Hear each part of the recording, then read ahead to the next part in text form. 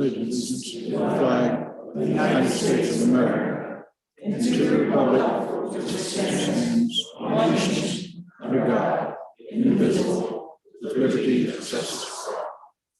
Thank you. The first item on the agenda is a presentation to a special person who's done a lot for the city. He always jumps in here when we need him.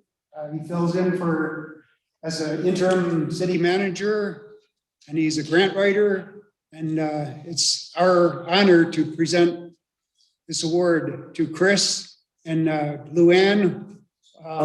Would you come up to the podium and we'll present this award to you? And the city council, would you please join me up in front, and we'll talk to Mr.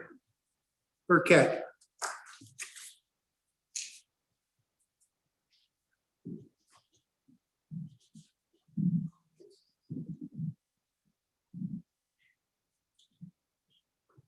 Yes, sir.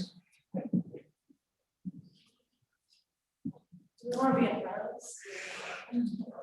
Maybe you'll find the ball. In front of, okay.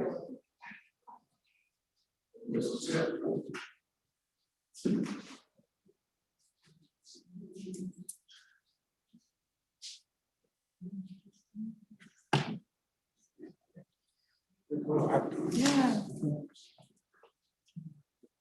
Good evening, Chris Burkett. Thank you so much for all your hard work, and dedication to the city, filling in as needed with your expertise and your knowledge and your wisdom. We present this plaque to you from the city of Cortez to A. Chris Burkett, in appreciation for your service as interim city manager for the city of Cortez. It's got two dates on here, 5/23 of 2018 to 7/30 of 2018.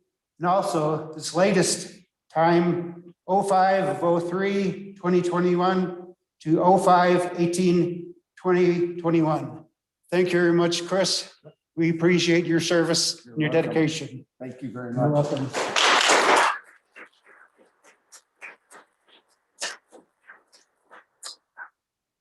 Let's don't do it anytime again.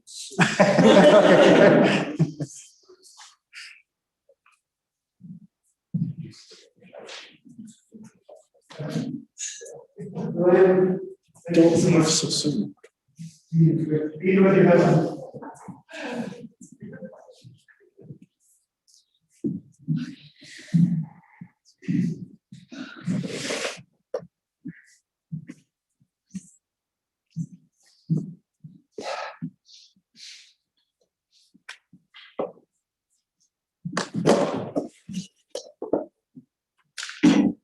Okay.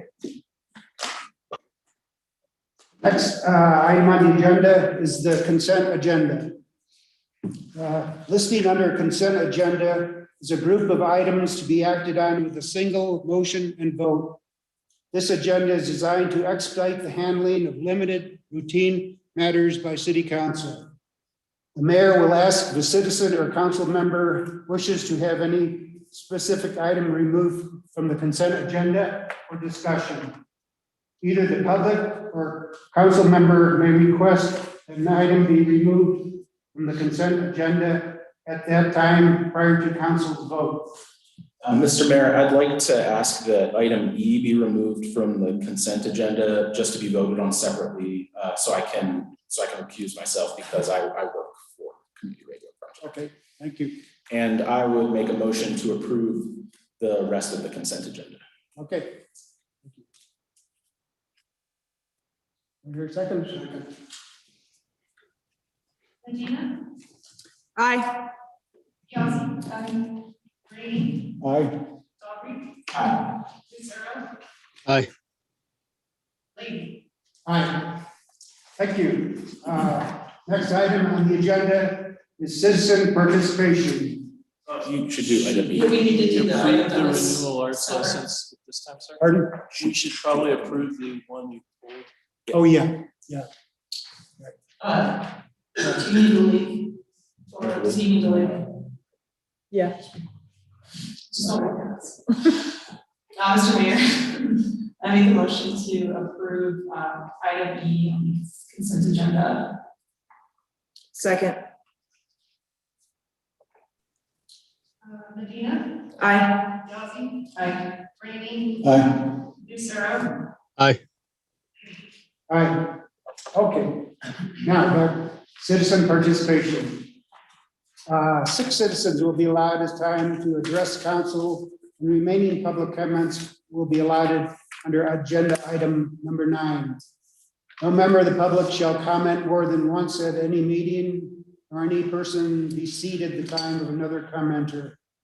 Comments may be limited to 4 minutes per person. Please comment on items not listed as public hearing.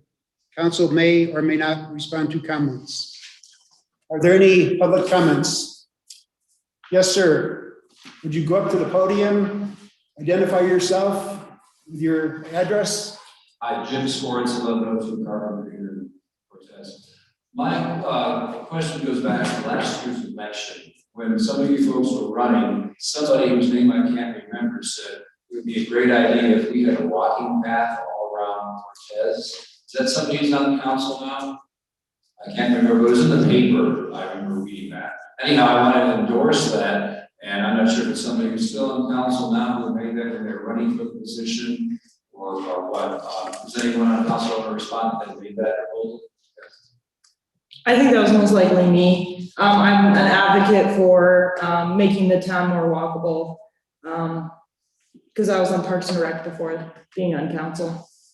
So. Anyhow, I'd like to endorse that. I often walk the Carpenter path, and you know, when you get along 491, it's kind of tough to continue on around. So I would just like to bring that up, that was mentioned when you were running for council. I'd like to endorse that, so you can get some action moving on that. That would be great.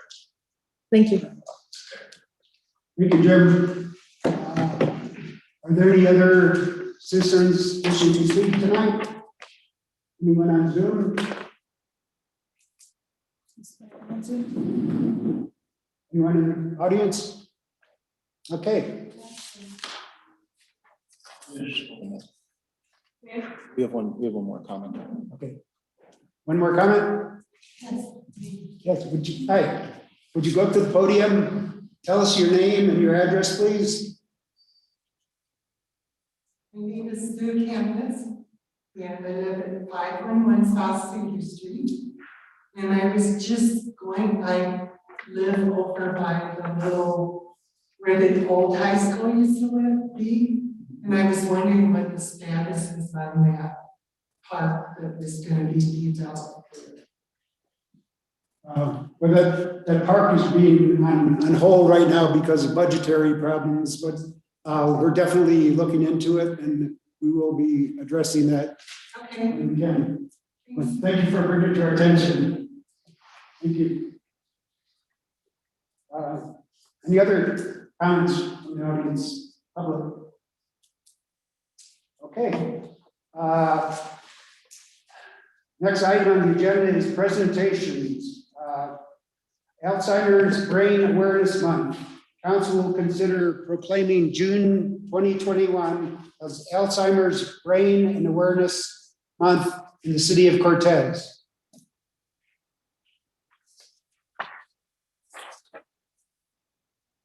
I have this proclamation for Alzheimer's and Brain Awareness Month. I'll read this to you. Whereas Alzheimer's disease, progressive neurodegenerative brain disorder, traditionally robs individuals of their memories and leads to progressive mental and physical impairments. And whereas Alzheimer's disease is the 6th leading cause of death in the United States, the 6th leading cause of death in Colorado, and is the lonely cause of death in the top 10 that has no cure, no treatment, and no way to slow its progression.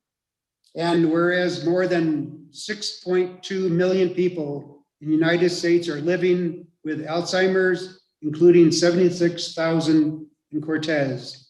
And whereas there are over 158,000 dedicated caregivers who provide unpaid care at home in our state of Colorado, valued at over $3.7 billion. And whereas according to the National Institute of Aging, Alzheimer's disease has also indirectly causes business up to $40 billion a year in the United States, lost productivity for employees who miss work or leave their jobs, provide care for a relative or loved one. And whereas with early detection and diagnosis, individuals and their family can gain access to treatment, medications, enroll in critical research trials, fully participate in planning for the future, and receive help and support from the Alzheimer's Association. And whereas there is a need to raise awareness about Alzheimer's disease and to honor all the caregivers who support and care for the loved ones with Alzheimer's disease. Now, therefore, be it resolved that I, Michael J. Levy, Mayor of the City of Cortez, Colorado, do hereby proclaim June 2021 as Alzheimer's and Brain Awareness Month in Cortez, and do commend this observance to all of our citizens to join in honoring all Cortez families affected by the Alzheimer's disease. Witnessed by my hand this 8th day of June 2021. Thank you. Okay. I might want to add, my mother was a sufferer from Alzheimer's disease. It got very bad toward the end of her life, and got to the point where she couldn't recognize her children anymore, but she's still a loving, productive person in her life. And I'd like to remember my mother and any other person with inheritance that has been affected by this Alzheimer's disease. Thank you.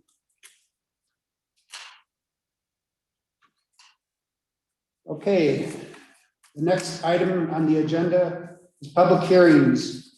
Resolution number 10, Series 2021, City Planner Tracy Hughes. Good evening, Tracy.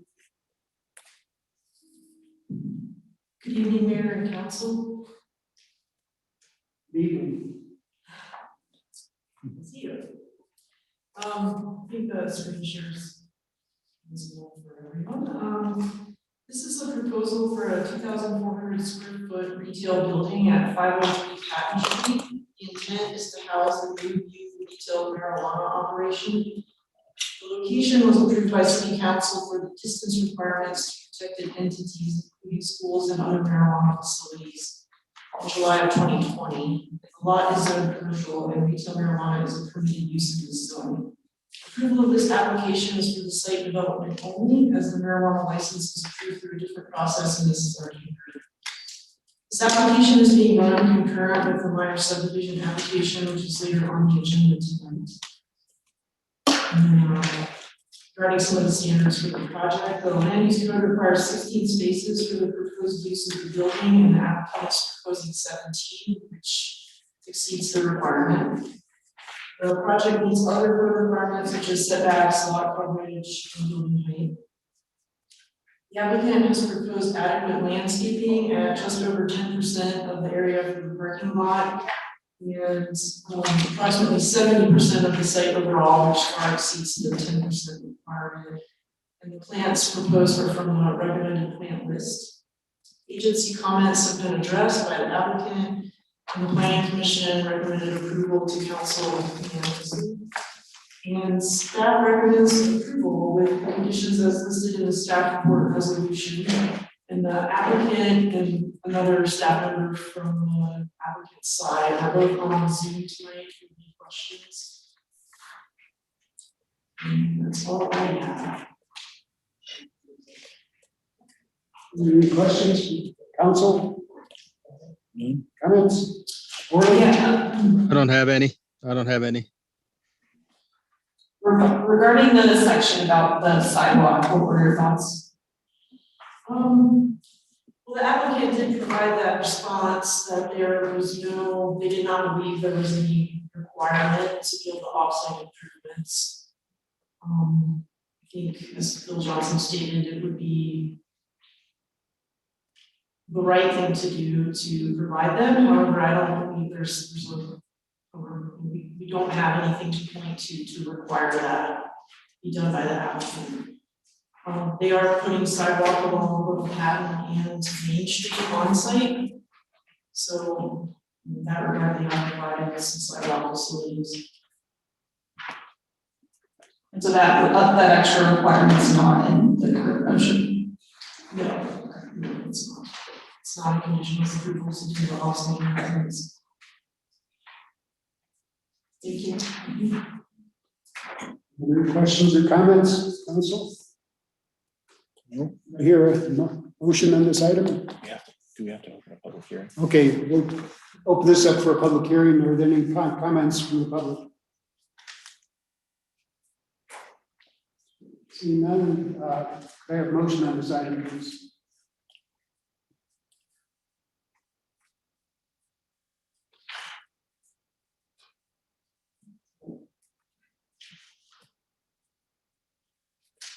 Trying to find it. There's water.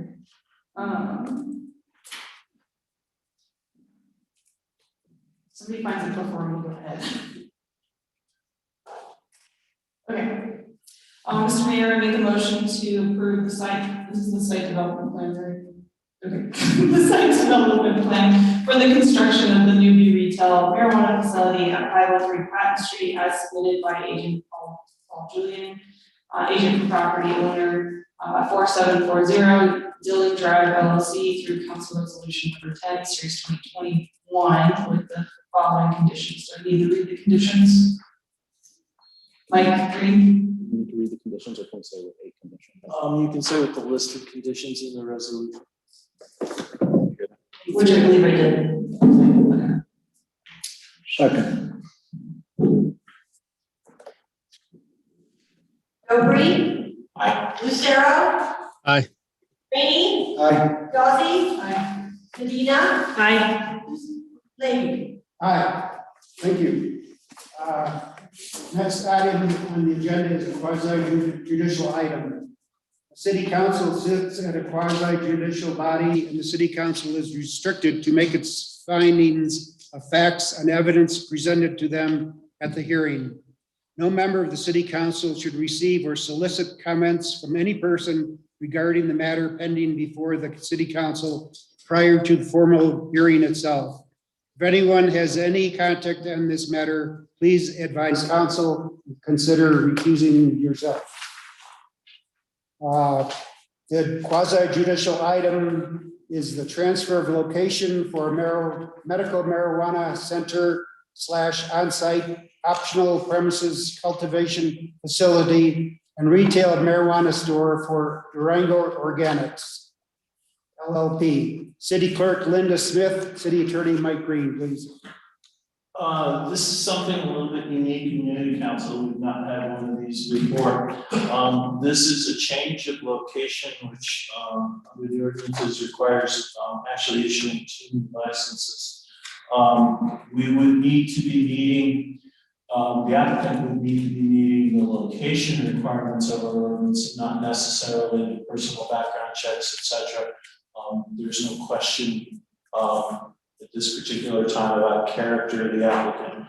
So what we have done is you have been provided with a variety of information from the ordinances and or the proposed findings.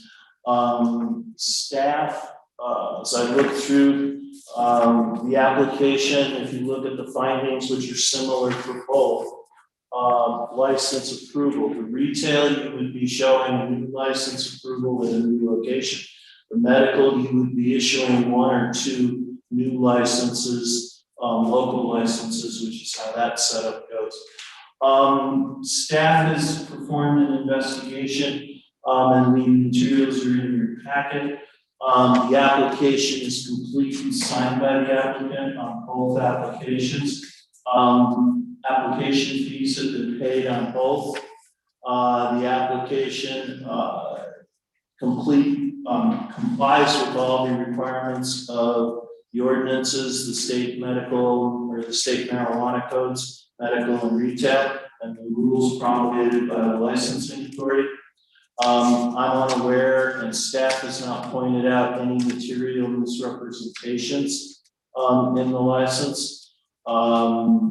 It has been determined, I believe, by planning and building and the clerk that the proposed marijuana establishment complies with the applicable zoning regulations.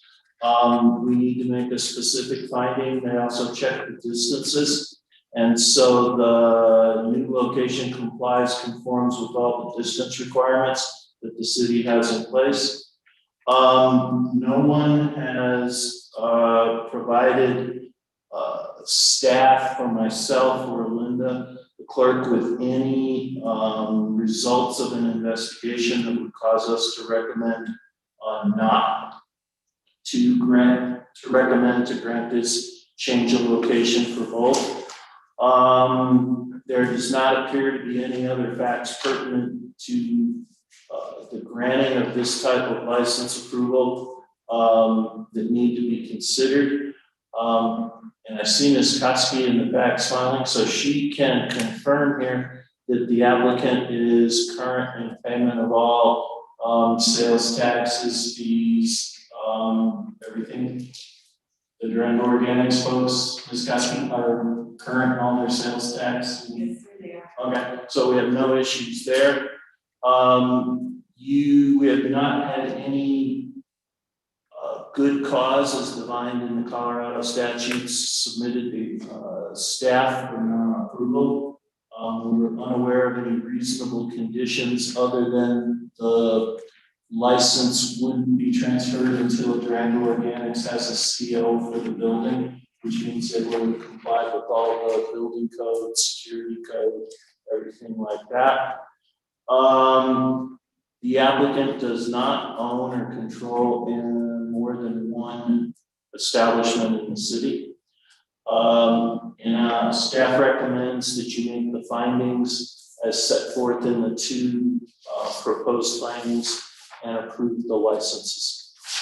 The change of location on the licenses. Thank you, Mike. Are there any questions or comments on this item in the agenda? I don't have any. We need to have the public hearing and then council can entertain motions. I just had one question on approving the transfer of location. Since we're approving a contingent on a CO, does it not take effect until the CO? So their current license exists until then? Yes, sir. Okay. The applicants are sitting in the back, hoping they don't have to get up and talk, but I understand you're going to operate at your existing location until the new location is fully complete. And then the clerk will issue the new licenses for the new location. And they'll change business to that location. Thank you. So there won't be two licenses, and nor will we shut down the one while they're building the other. So their previous license, it always had this optional cultivation facility. The way the city set up medical marijuana originally was we didn't, council at the time, staff at the time wanted everything in the same building. They didn't want grows in one place and sales in another. So they required that both of those licenses be in the same building. So there is a grow license and there's a medical marijuana center license. So they're the two, we combine the two, the grow license and the medical marijuana, and do it in one process. But the retail approval of the state license is a separate set of findings. Okay, so they have the option to have a cultivation facility at this location. They have had that license, and so they're transferring that location, so yes. Okay. It's not a new license. Yeah, it's just a transfer. There's nothing being added. We're just moving the stuff from one building to another. Okay. Any other questions or comments? I didn't see any. Could I have a motion on this? We just need to open a public. Okay, we're going to open this up to the public. Any public comments? Yes, ma'am. Would you go up to the podium, announce your name and your address, please? And give us your comment. Hi, good evening. My name is Barbara Rosma, 1106 East Main Street. And my question is, if I understood correctly, that the businesses will not run concurrently. When one ends, the other one starts.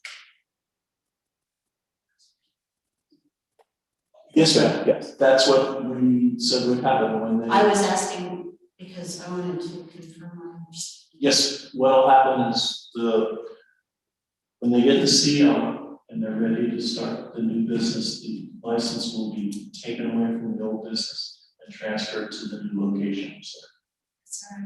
Thank you. Thank you for your comment. Are there any other public comments?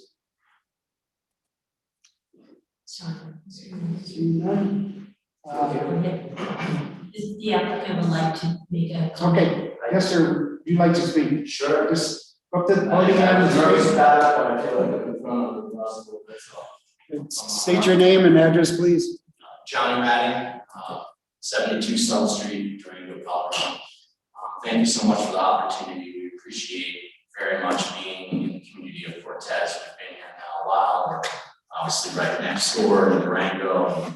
We're really excited to have this new location right there on the corner. We look forward to really making the building look nice over there like we've done with our other locations. And like I said, we just appreciate the opportunity to be in business in Cortez. You guys treat us right and we appreciate it. So thank you so much. Thank you for your comments, sir. Thank you. Any other public comments? Comments from the council or questions? Okay, may I have a motion on this item, please? Mr. Mayor, I'd like to make a motion to approve a transfer of location for a medical marijuana center, on-site optional premises, cultivation facility, and retail marijuana store for Durango Organics LLP DBA Dio Cortez from 1104 East Main Street to 1013 East Main Street, Cortez. and adopt the findings we've been submitted. And adopt the findings that have been submitted. Second. Rainey. Second. Aye. Sarah. Aye. Melina. Aye. Yazzie. Jeffrey. Aye. Lady. Aye. Thank you. Next item on the agenda is new business, resolution number 11, series 2021, city planner Tracy Hughes.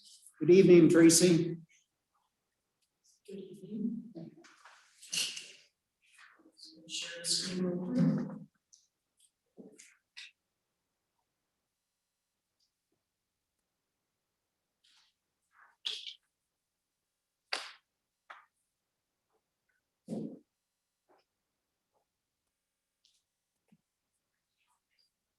Okay, so this is a request for a minor subdivision. This is again at 503 Patton Street and the two lots located at the intersection of Patton and Main on the northwest side of the intersection. Lots are not currently platted. The lots meet the minimum lot size and width and are currently undeveloped. Proposal meets the requirements for a minor subdivision, as this will only create two lots. No new roads or utilities need to be extended. The lots meet all the lot standards as required, the minimum lot size of 2,500 square feet. Lots are 1.64 acres and 1.27 acres, and will take access off of Patton Street. There are no issues of public concern. The applicant will be providing an access easement to the residences on the west side of the lots. This is on a currently used but not city accepted right of way called Chambly Street. It's not actually in our city's inventory of streets. And that access has been there and it's been being used. And so the applicant's just making that official on the plat. But the lots do not generate the need for that access easement. This is just, so no concerns have been identified through the review process by other agencies, and staff recommends approval with the conditions as outlined in the staff report. I have a question. Questions or comments? Are they dedicating that Chamblee non-existent right away to the city or the other property owners? I let's see how it's worded. I think it's to the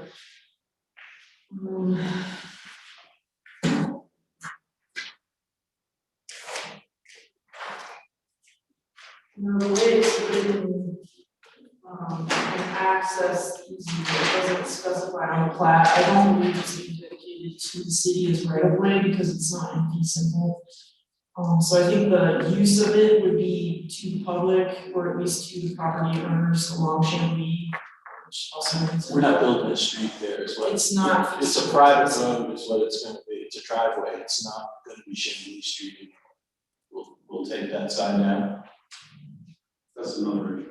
Okay, I was curious, you know, if it's not a street, you don't wanna call it a street. If you want to make a specific condition on the dedication not being to the city, we could add that. Well, if it's not to the city like you're telling me, then I'm not, and that's what I was trying to make sure I understood. I couldn't read the Sotsky. Yes, the land will be owned by the lot owners, but not the city and not the city. That, I'm concerned if you're gonna tell them to say that this could never be a right of way.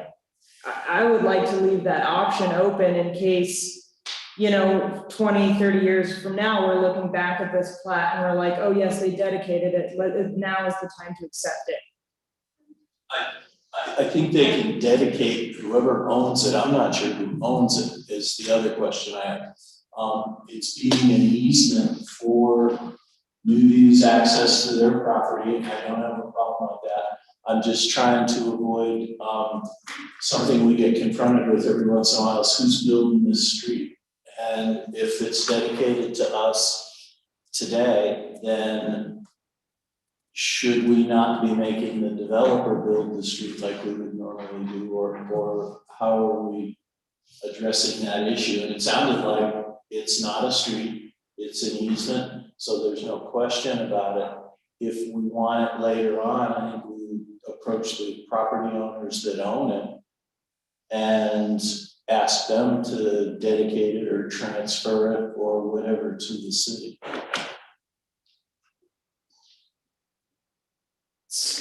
I don't know that Newview can transfer it to the city, dedicate it to the city today, because if they only have an easement, they don't own the underlying ground. That's. Okay, but you're saying that we can ask for easement, because we've had another scenario where there was an opportunity to ask for it, and you said that is something we cannot do.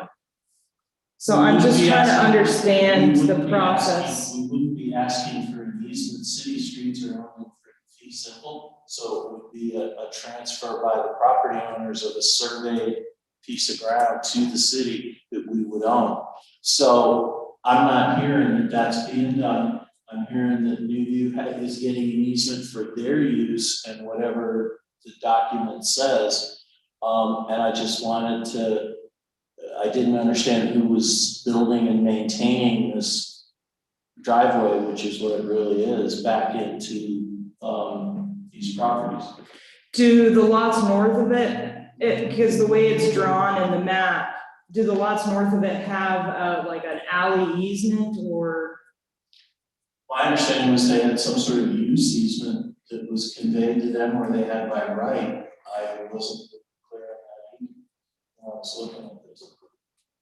Good evening, hi. Alan, do you have any comments? I do, thank you, yes. Well, from the Newview portion to the north to Empire, East Empire, there is no connectivity right away wise. There is a half of an alley that is dedicated on the far north end, but there is no connection.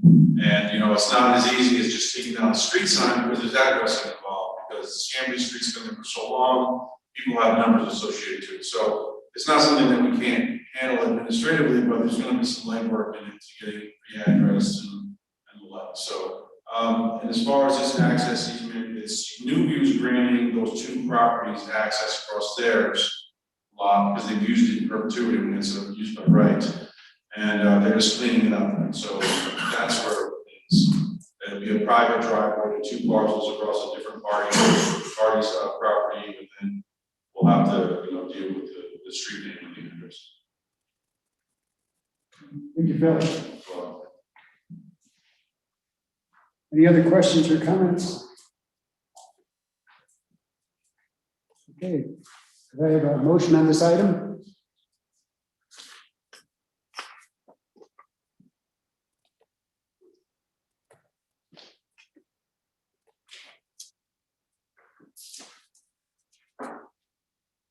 Mayor, I'd like to make a motion that council authorize the mayor to sign resolution number 11, series 2021, approving the new minor subdivision as submitted by 4740 Dillon Drive LLC with 5 conditions. And should I? Second. Rainey, Aye. Lucero, Aye. Ozzy, Dobry, Medina, Aye. Davey. Aye. Thank you. Next item on the agenda is ordinance number 1288, series 2021. Airport manager Jeremy Patton. Good evening, Jeremy. Mayor, City Council, City of Cortez. So in this ordinance, we're renewing TSA's lease agreement. But it's also an update. They requested a 10-year. I renegotiated another 5-year with a 5-year extension, so that in 5 years we can review the lease rates again as we've been doing. They've had their lease agreement since 2001, and this is to provide security services for our airline commercial service. So basically, the rundown in the agenda for the memo is the pricing. Their current rate, $19.77 per square foot. That will be adjusted over the past 4-year average for the CPI, the Consumer Price Index, 1.9%.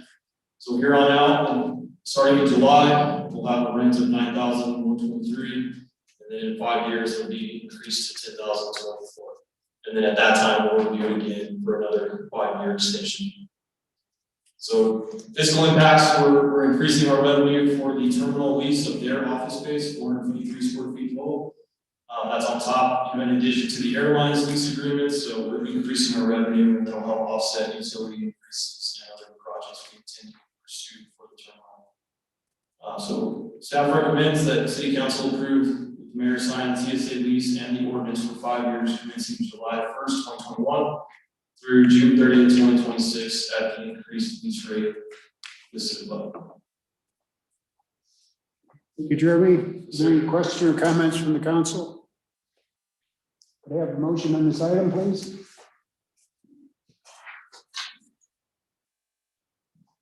Mr. Mayor, I'd like to make a motion to approve on first reading ordinance number 1288, series 2021, approving a lease with the United States of America for airport terminal space TSA CE2 and set for second reading on June 22nd, 2021. Second. Dobry, Lucero, Aye. Rainey, Aye. Medina, Aye. Ozzy, Davey. Aye. Thank you. Next item on the agenda is ordinance number 1288. It's 2021 Airport Manager Jeremy Patton again. All right, good evening again. So this one is a third and fourth part of the 4-part project to replace our precision approach path indicators. That's the visual guidance system for runway 3. Runway 21 has a separate system. Back at the end of January and February, it was struck by a pilot. We had a crosswind runway incident. You did not compensate for the crosswind, and you had an incursion with our lights. So as we've signed in the past, we've had two signatures already for the insurance payout after several months of negotiating with them. And then we also signed for Armstrong Consultants to conduct the required engineering for this project. As such, we're now pursuing the signing of Pro Leisure. The contractors recommended and advised by Armstrong Consultants to conduct this project, which they will handle the procurement of the light systems in particular. And then also the signing of the reimbursable agreement with the Federal Aviation Administration, who will conduct the certification flight, which involves them bringing in a Learjet at $14,000 for the calibration flight once the project is done. So after these signatures, we can now proceed with having Pro begin the project, Armstrong conducting and doing the project management, with me as the liaison, and then we will do the FAA flight, which can take up to a year to conduct. So the sooner we get this signed, the better, so we can get that calibration scheduled. And if you have any questions about that incident, I'm happy to answer. I know I've explained this probably several times now, but this has been drawn out, so I'll be happy to answer any questions. So fiscal impacts, because USAIG is the pilot's insurance company and finally agreed to cover the expenses, we will not see an impact to us unless we have to redo the concrete pads that they're sitting on. And the engineers stated that 2, possibly 3 out of 4 of the pads may need refurbished.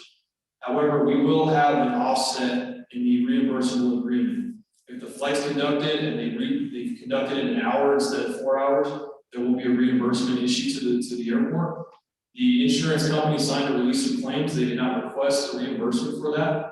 So any expense that we need to incur on adjusting those concrete pads will be covered. So we're really not going to see an impact.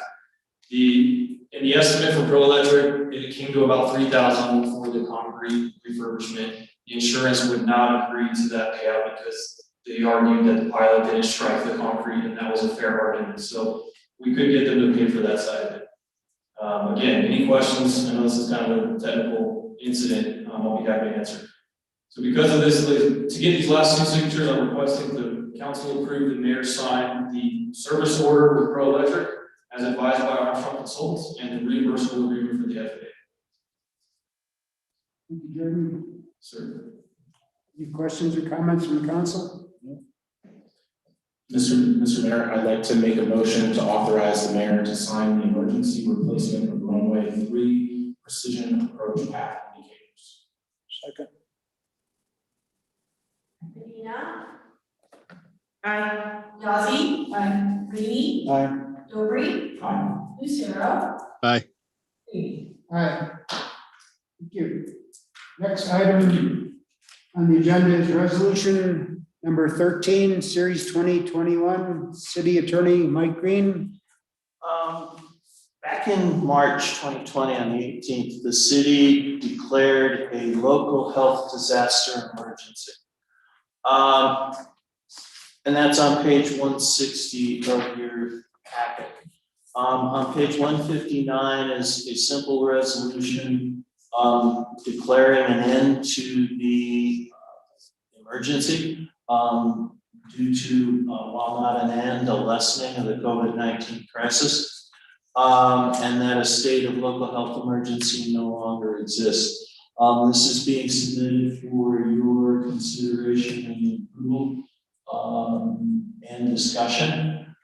It is, I want to say it this way, it's been done stupidly simple because there seems to be a lot of conflict about all items of COVID-19 and what it means and beliefs and feelings.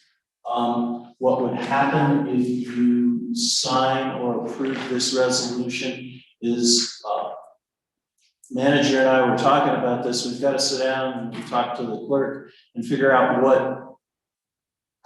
what we would need to be ending that was authorized under the emergency to make sure we get those things fixed. But the effective ending the emergency would end certain things we're doing, but not everything. Thank you, Mike.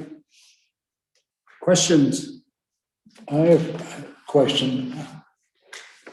That, what I'm hearing sounds a little vague. I mean, is there a way we could clarify or be more specific about what we're declaring an end to? And given that we're not over it yet. Superficially, when we looked at it, there were certain things done for liquor licenses and marijuana licenses that Linda and I believe would stay in effect because the state had authorized those things to occur. We need to double check. What I'm understanding, perhaps the biggest change would be the Zoom provisions that we enjoyed for however long it was would end. We would go back to in-person council meetings. There would be no, the Zoom presentations would not immediately be in effect. If you wanted Zoom to continue, we would need to come back with you or to you with, I believe there's an ordinance in one of the early sections that talks about how meetings would need to be conducted. And we could do that, but it would end Zoom participation in council meetings would probably be the biggest effect right now. And I've done some research, and it's around the state, certain cities and towns have just said we're done with the emergency. We go back to what we're doing. Other cities and towns have said, no, we really like some of the things we had that happened, and we're going to enact them. It appears that the state of emergency is not necessary for any of the new recovery monies, because that's not emergency money like we had before. So it just doesn't appear there's a necessity to have the emergency any longer, unless you folks have a reason that you think justifies keeping it. And that's in some ways up to you folks. The other, what's to be gained by doing away with it as of, for instance, tabling it till our next meeting, just to be safe? I'm just asking, I don't know.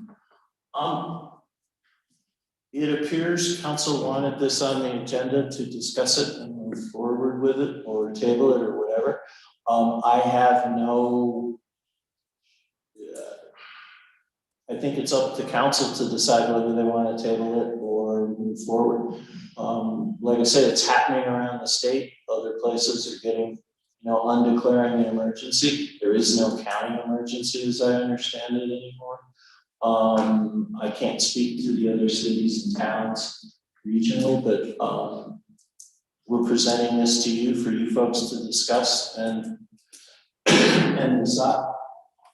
It's not necessary anymore for some of the reasons we had, like financial reasons. Hey, if there's no emergency, how can we ask for emergency money with sort of a straight face and a clean heart and all that? But that money appears to be done and gone.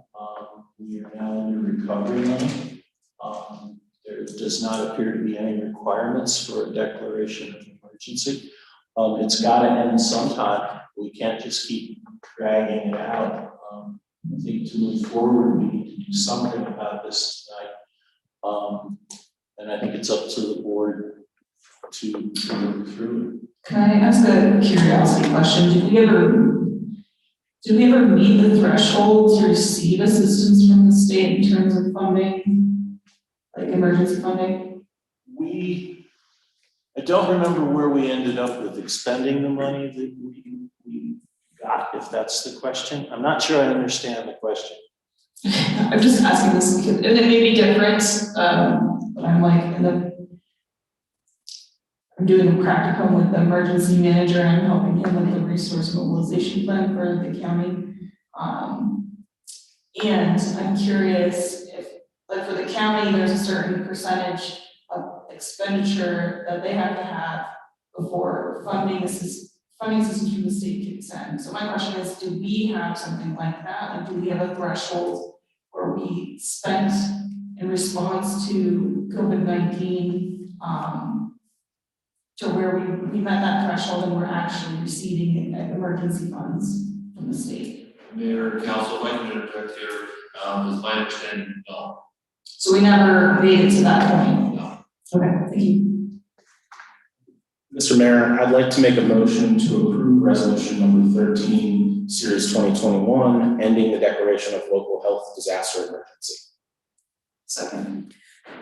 Before we vote, I just want to state, so then if this gets approved, that means that all council members will need to be in chambers I do see the benefit of the Zoom for attendees. I think there's potential to have more participation from citizens, having the online option. So will this get rid of that completely? Yes, we can still, I mean, you could tell us to, well, we would need to do an ordinance to change the in-person sort of flavor that our ordinances have for the meeting. It's not a big deal, it can be done. I'd like to look at some other places and see how they did it. And double check with IT, make sure that we can still keep this going, and we can do that. Like I said, the primary change would be all council people would need to be in person in the chambers, and so would all the participants until we get an ordinance in place. Okay, thank you. I just wanted to clarify that. Are there any comments from Orly? I don't have any. Thank you. Yazzie. Aye. Dobry. Aye. Lucero. Aye. Medina. Aye. Rainey. Nay. Lady. Aye. Thank you. Council will consider approving resolution number 14, series 2021, changing the local vendor preference policy for procurement of goods and services used by the city of Cortez. Good evening, council. We've discussed this resolution in workshop for the last 2 meetings, and what we have here tonight is resolution 14. Just as a matter of highlight for the public, we're changing the local vendor preference to 2.5% for businesses within the city limits, and businesses located within Montezuma County would receive a 2.0 vendor preference, and those cannot be combined. Total amount of preference not to exceed $25,000. Thank you, Rick. Any questions or comments? Council? Could I have a motion on this item? I will make a motion to approve resolution number 14, series 2021, changing local vendor preference policy for procurement of goods and services used by the city of Cortez.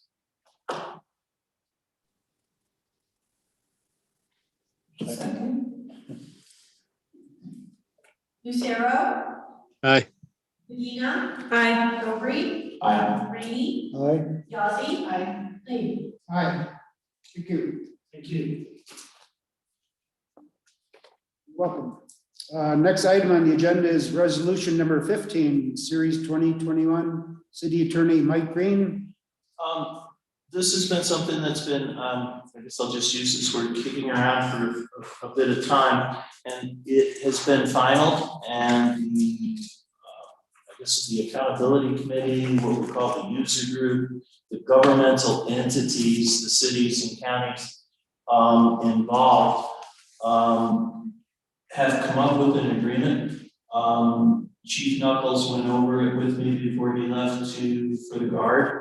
It's my understanding from him that this has actually been approved by certain other of the governmental entities. This is a true intergovernmental agreement.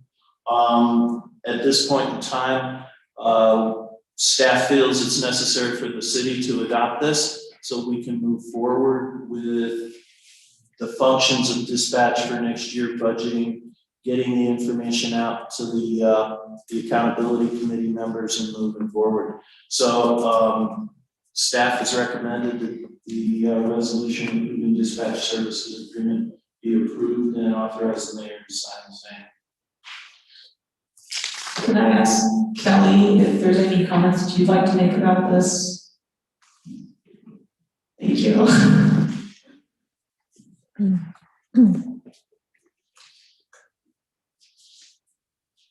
I think that this agreement that's before you this evening does meet all the demands of that group, the accountability committee. It's important that we move this forward quickly if possible. They are requesting that I have to them all of the calculations and budget numbers by July 31st, so that they can plan for their next budget year. I do believe that this should incorporate everything that they wanted to see added to the whole agreement that they have. Thank you, Kelly. So as far as the accountability committee, so that's like that's a member or a representative from each member on the accountability committee? Okay. And the city has to. The city is two, okay. I guess I don't see where it states that in this agreement, or does it need to? It states it in there. It does, okay. Maybe I just missed it. I just wanted to make sure that that was stated. It's still operated as, in essence, a city department, a piece of a city department with a committee, that we report to, makes comments, and off we go. Okay. It also says that if if the member doesn't show, like the representative for the member doesn't show up, then there's a series of actions that will be taken. Ultimately being that they would be removed, if they don't participate any longer. Just stating that. We went back to a true intergovernmental agreement, meaning the entities that pay the bills are who's going to be in charge. So it's the counties, the cities, the hospital district is involved to some degree, not just the privately owned ambulance service. So we think Mr. Doherty and Byrne and the other users sat down and negotiated this out. So it appears to be accepted by everybody. It's gone to their boards. I'm looking down and I see a nod. So we're sort of bringing up the caboose of this thing. We need to.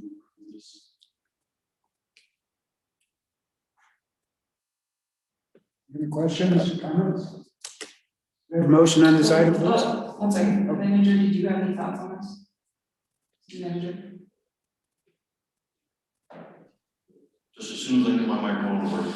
Yes, we've all reviewed all this, and this is the right thing for the city of Cortez. Moving forward, it's really, going to put accountability on a bigger, larger group, and honestly, it invites our inclusion. I support this. Thank you. Mr. Mayor, I'll make a motion to approve resolution number 15, series 2021, accepting the revised City of Cortez intergovernmental agreement for dispatch services. Second. Lucero, Aye. Rainey, Aye. Yazzie, Medina, Daubry, Aye. and Lady. Aye. Thank you. Next item on the agenda is resolution number 17, series 2021, City Attorney Mike Green. Staff and others have asked that we do a resolution to support the Montezuma County drought emergency. Both Montezuma and Dolores counties have declared drought emergencies. This enables them to react to the drought situation. It makes available, my understanding was one of the reasons is certain funds, federal and state and other, so that they can help the locals that are suffering from the drought. I think it's a good concept to put something forward that we're all in this together and that the city supports the declaration of drought emergency. And again, it's not a very complicated or flowery resolution. It just says, hey, there's a drought and we support the county's declaration.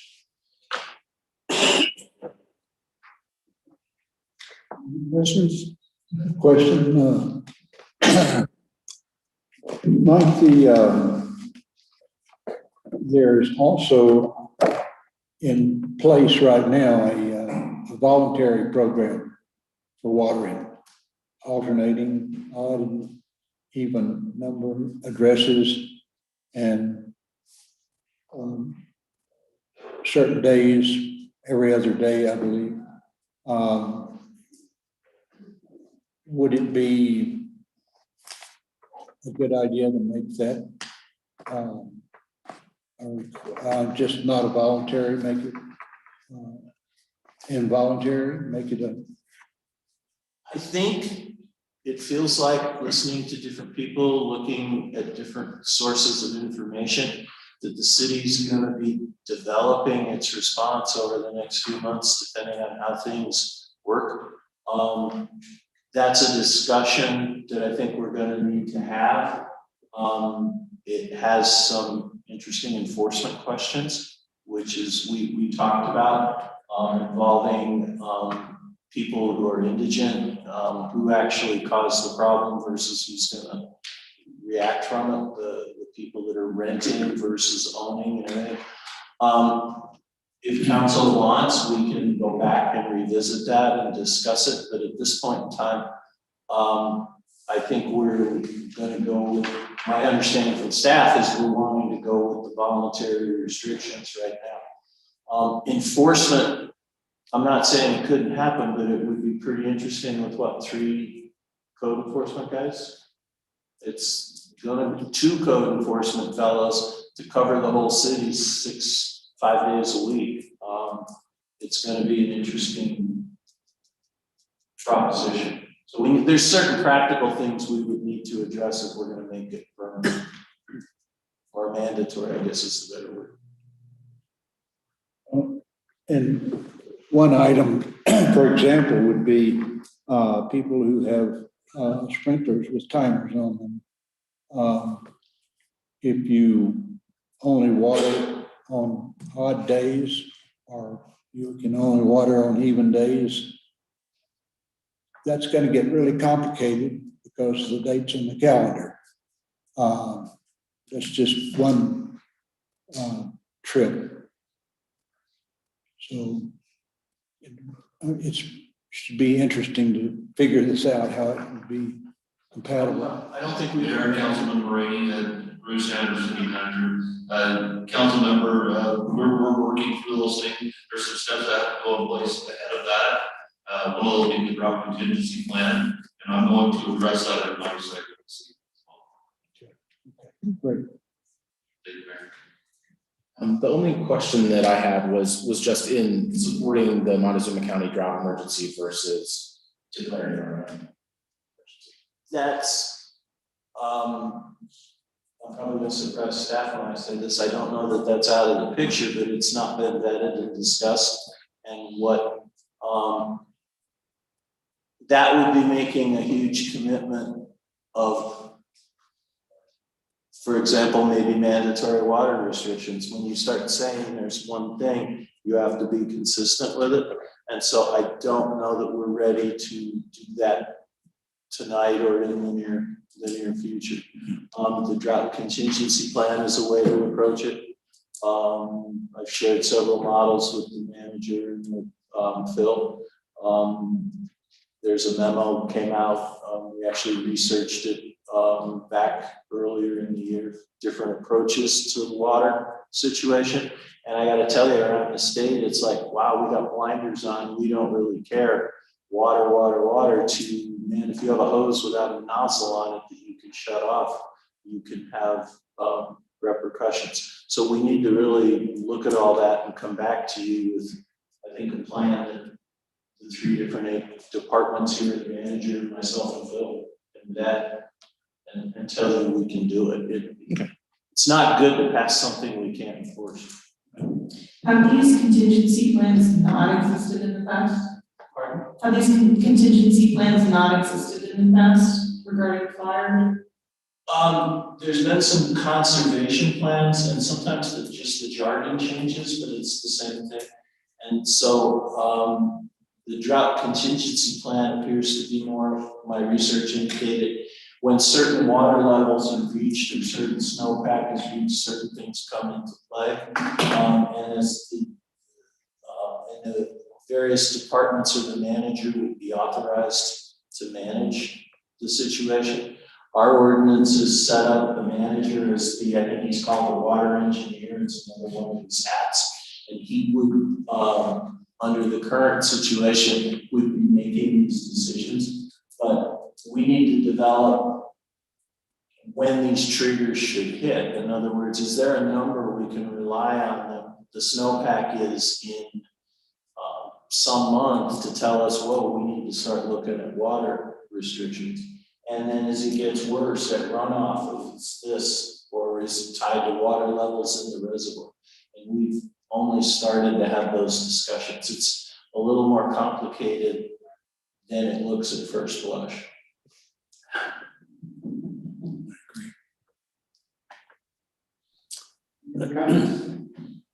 Questions? Yeah, who wrote I was gonna ask Mike, who wrote this ordinance thing, the the disaster thing that the county's presenting? Who wrote that? Is that a? The resolution, sir? Yeah, yes, sir. I did to start the conversation. The counties. The county wrote their ordinance or their resolution. I'm not sure who in the county wrote it, the attorney, or it's probably vetted by Baxter, but I don't know who exactly wrote it. Might have been the emergency, what do you call it? The emergency planning officer. Okay, I was just curious who Dolores. put that ordinance together. Dolores County passed the same resolution almost, so it might be a formula resolution. That's what I was wondering, if it was a town, county to county thing. All right, thanks. You're welcome, sir. Mr. Mayor, I make a motion to approve resolution number 17, series 2021, supporting the Montezuma County drought emergency. Second. Randy, Aye. Lucero, Aye. Yazzie, Aye. Dobry, Aye. Medina, Aye. Lehman. Aye. Thank you. Next item on the agenda is resolution number 18, series 2021, City Attorney Mike Green again. This was a busy time for resolutions this meeting. And what this was, Phil has come up and spoke about this twice, I think, once at a workshop, once at the meeting. This was for a grant the city received as a matching fund grant to improve safety on certain street crossings, intersections, etc. I think the memo Mr. Sanders submitted adequately describes what it was about, or Phil submitted, I'm sorry. And what we need or feel we need is a formal motion refusing to accept the funds. Phil outlined the cost of doing business again in this grant really doesn't give the city any benefit. The costs are too high. And we can fund some of these things ourselves actually cheaper. Some of the projects is what I understood. And so we wanted council to sign this resolution so we can reject this grant funding. Mr. Johnson's here. If I've made any misstatements, he can correct me. But that was our understanding. The cost benefit analysis pretty much made this a no-go for the city. This is also an experience Dolores had. Dove Creek also turned down some of these monies because of the experience Dolores had. The cost of building these sidewalks was excessive. Our inspection costs, our procurement costs are.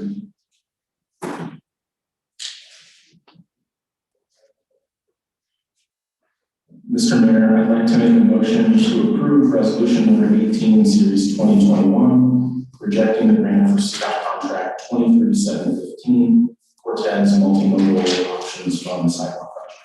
Second. Dobry, Aye. Yazzie, aye, Medina, Aye. Randy, Aye. Lucero, Aye. Lehman. Aye. Thank you. Next item on the agenda is appointment to city council for open seat. Council will consider making an appointment to fill the open seat on city council or continue the appointment to June 22nd, 2021 council meeting. Any comments? I just need direction on how council would like to proceed. If council chooses to vote tonight, I have the silent ballots prepared. We would need for Orly to email me, or he could text Drew, either way that works for him, because I have no way to give him this side of ballot, but it's your choice if you'd like to do it tonight to meet our deadline as per our city charter. We can make this decision on the 22nd as well. I'm good to vote tonight. I am also. I'm ready to vote.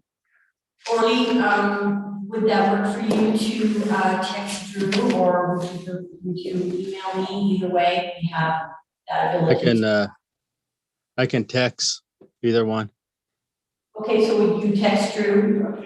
I don't have my phone with me since I just got back from the election, so if you could text Drew, that would work. And I'll hand the silent ballot out. I will read them randomly, and Drew will fill one out for me so that I can just mix them up.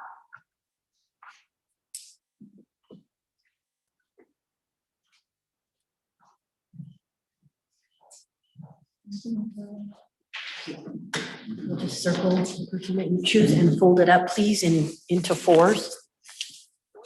Fold it up and then fold it up again. So if you just fold it, a half and a half, please.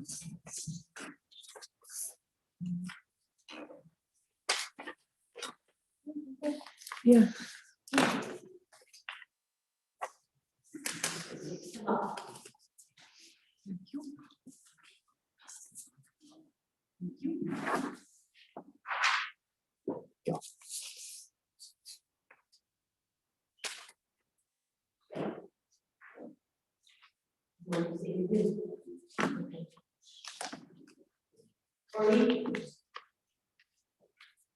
Or were you able to send through your recommendation?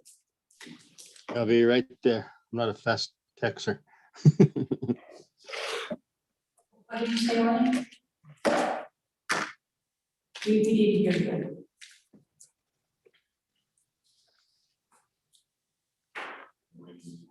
Did you get it?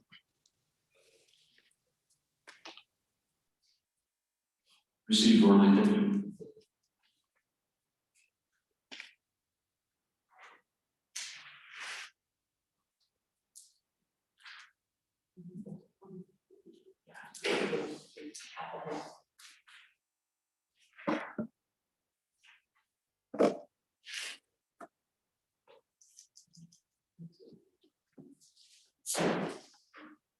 We do need to receive 4 votes in favor of 1 person, and then we will, if we do receive that, we'll make a motion for that. So I'll just read them. So we'll just keep track.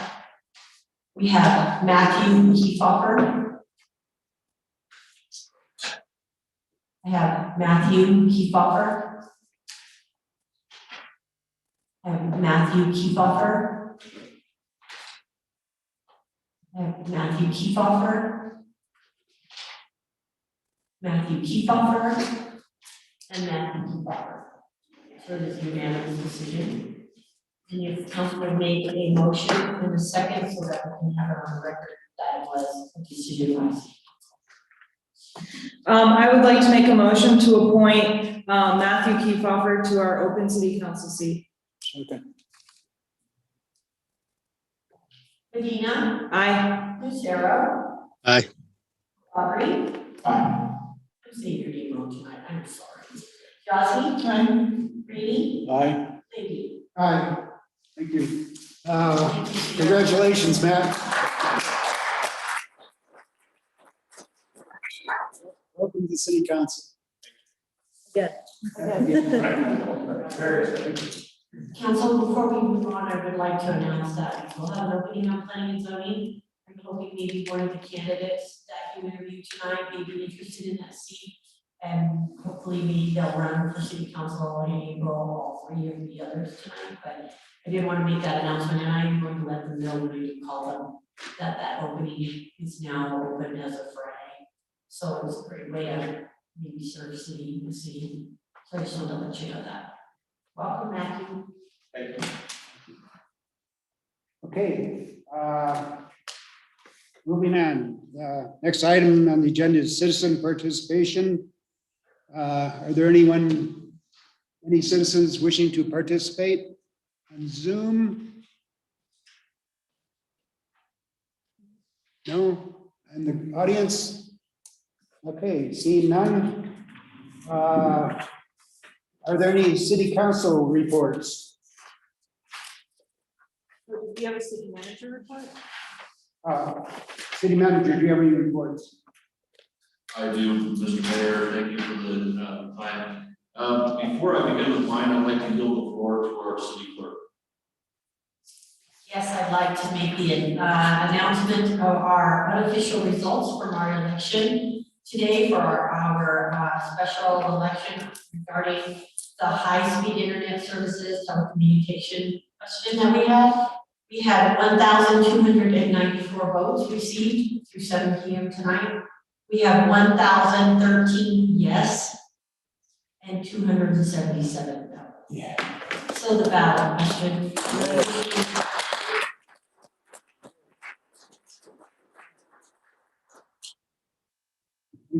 Good news. Thank you for that, and just for everybody's information, our PIL has already got that out. Anyway, just the top 3 items for the previous couple of weeks here. I'd like to touch on our finance director already mentioned in the workshop, the audits are underway. There is a little bit of a delay with 2017 just because there's some data issues and some software issues that are foundational that they've got to get in place. But 2018 is already, for the most part, in the hands of the professional auditors, and they're already starting their testing there. Once 2017 gets done and data is available, then they're going to be doing those concurrently. And then once we can get these knocked out, the other 2 are going to come very quickly.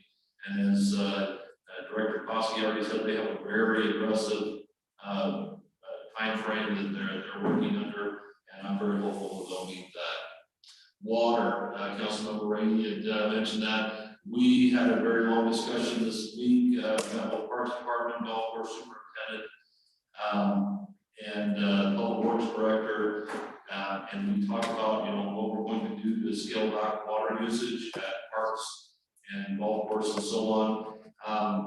They are scraping together some data right now, and I've asked them to come in with 3 scenarios or 3 plans that we can draw from. Each one of those will have outcomes relative. So if we cut back this and do this, this is likely to happen. And once that happens, we'll be presenting that to council to get some guidance and some support, frankly, on that. We recognize that cutting back in these areas does have an impact upon the public in different areas, especially parks and so on. But there's some hard decisions we need to make. With our, they're also working on our drought contingency plan and trying to get that in place. That's one of these steps towards, being able to, make decisions to restrict water should we need to. As I understand it, this year is also, although concerning, 2022 is the real concern for us. And so it gives us some time to operate, but we need to get these foundational issues taken care of. Also, I just wanted to report into council that I met with the Montezuma County Administrator, Jack Powers, this last week, just to start forming that relationship. It went really well. He's a very intelligent man, and we line up in our approaches an awful lot. So we've committed to work together. We've had a good communication already starting, and so good things are in the works there. There's a good foundation. So, any questions for me? No questions, but just, I imagine everybody knows here that you'll be gone for the next council meeting. Yes, I will be gone for the June 22nd council meeting, only because I'm traveling that to the Colorado City County Managers Association training. Thank you. And that's my report, Mr. Mayor. Thank you, Drew. Any city council committee reports? No? Okay, I'll read the mayor's report on the workshop. We interviewed candidates for the open city council seat and picked a candidate to represent the council. We discussed marijuana regulations. We had discussion on the Rotary Forum panels and the park system. And we discussed budget adjustment presentations. That's it for the workshop. Are there any other comments? Questions? Okay. I call this, I got one. okay. I just want to say it's nice to be in one space. Thank you for being here. Hey. Adjourned.